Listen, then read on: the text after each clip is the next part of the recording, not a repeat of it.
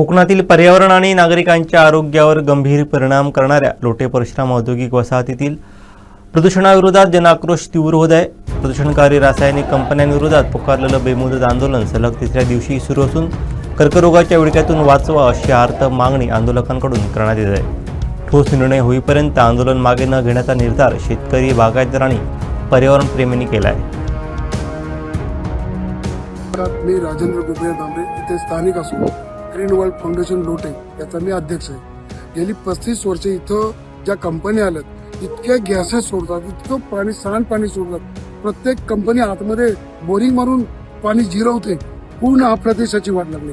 ज्या वेळेला रात्री तर प्रत्येकाला आपलं घरदार गॅस एवढा सोडला जातो की सगळ्या खिडक्या बाऱ्या बंद कराव्या लागतात आणि प्रत्येक लोट्यातल्या घरामध्ये एक एक कॅन्सरचा पेशंट तयार झालाय। कोणतीही डॉक्टरची चौकशी नाही, वर कोणी काही करत नाही। फक्त आता ही जी कंपनी तिथं अत्यंत घातक आहे, जी संपूर्ण कोकणातल्या समुद्राची पूर्ण वाटोळ लावणार आणि सगळ्या माणसाचा रोजगार घालणार। आम्हाला रोजगार हवा आहे, पण आम्हाला अशा कंपन्या नको ज्यांना जगातनं हाकलून दिलेल्या।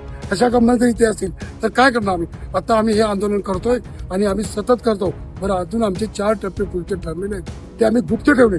त्या आंदोलनात आम्ही ते टप्प्याने वाढवत जाणार आणि आम्ही कोकणाचं संरक्षण करणार, याच्यासाठी आम्ही करतो।